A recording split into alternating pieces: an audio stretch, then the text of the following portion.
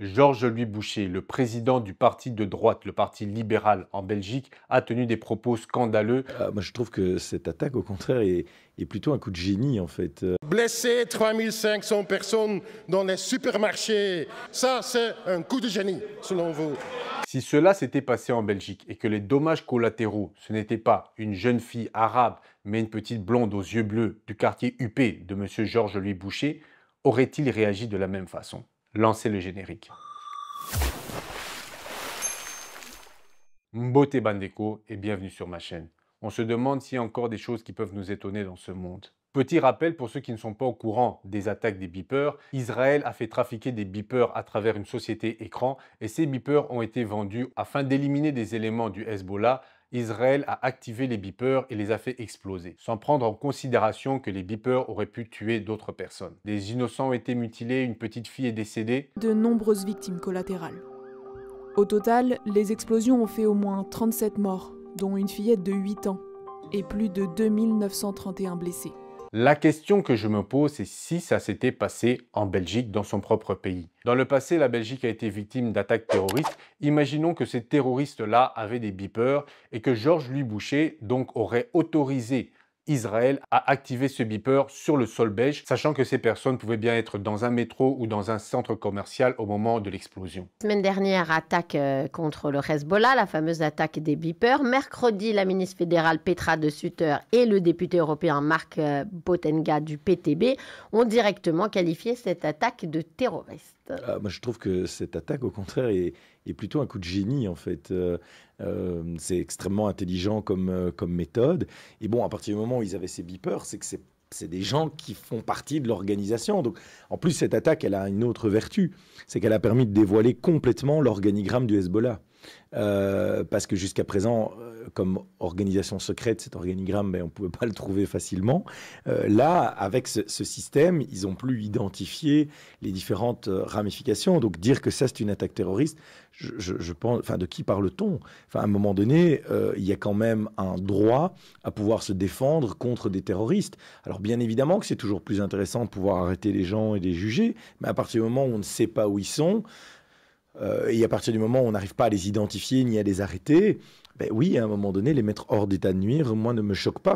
Il considère les attaques aux beepers perpétrées par Israël et qui a violé la souveraineté nationale du Liban comme un coup de génie. Alors même que le président Emmanuel Macron, allié d'Israël, a décidé de stopper la livraison d'armement envers l'État hébreu. Si ces explosions avaient lieu en Belgique et avaient tué dans le quartier huppé de M. Georges-Louis Boucher une petite jeune fille aux yeux bleus, une blonde, ça m'aurait étonné qu'il aurait qualifié cet acte de génie. C'est juste que parce que ce sont des Arabes au Liban, et pour moi cela cache un racisme profond qui ne veut même pas s'assumer. Et c'est tellement flagrant que même les propres jeunes de son parti, les jeunes des Verts, ont décidé de se désolidariser des propos de leurs dirigeants de parti. Et cette attaque des beepers a été condamnée par la majorité des pays dans le monde. Car cela peut avoir des conséquences. Si les autres pays du monde commencent à faire la même chose, on ne sera plus en sécurité nulle part. Avec le risque que si vous achetez de l'électroménager ou un téléphone, il peut avoir des explosifs à l'intérieur qui peuvent être déclenchés à n'importe quel moment. Vous pouvez aussi vous balader dans la rue et être victime collatérale d'une explosion activée par un tiers. Et c'est pour ça que c'est condamné par les lois internationales. C'est de l'apologie du terrorisme que Georges-Louis Boucher vient de commettre. Blesser 3500 personnes dans les supermarchés, ça c'est un coup de génie, selon vous.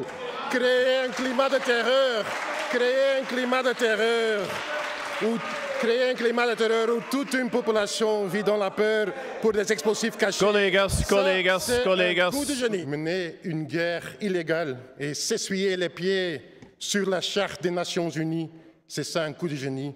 Non, il ne s'agit pas d'un coup de génie, il s'agit d'un acte du terrorisme. La plupart des plateaux de télé, on voit les journalistes insister sur le fait qu'il faut condamner le 7 octobre. Ça a été condamné, mais c'est le passé. On ne peut pas continuer à condamner parce qu'il faudra aussi condamner leur colonialisme, il faudra aussi condamner les meurtres, les génocides de la même façon avec autant de vigueur, surtout les colonies, car ça fait des années que la Palestine est colonisée bien avant le 7 octobre. Cette dernière année, Israël a montré son vrai visage, en tout cas pour ceux qui sont aveugles depuis 75 ans. Depuis un an, il y a un génocide qui se déroule devant nos yeux. À croire qu'ici en Europe, on l'a oublié, ce que ça veut dire un génocide, pour être aussi passif et aussi dans l'inaction totale. Et depuis 2 semaines, c'est le Liban, c'est le peuple libanais, plus de 1000 morts, plus de 6300 blessés, aucune réaction. Et maintenant, on voit l'embrasement total dans la région.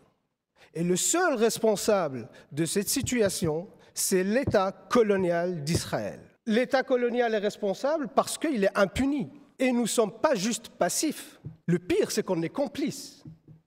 Parce que quand les États-Unis fournissent 20 milliards de dollars d'armement, des armes qui tuent les enfants palestiniens, qui tuent le peuple libanais, quand l'Union européenne a un accord d'association, elle participe à l'économie de guerre israélienne. Nous sommes complices du génocide.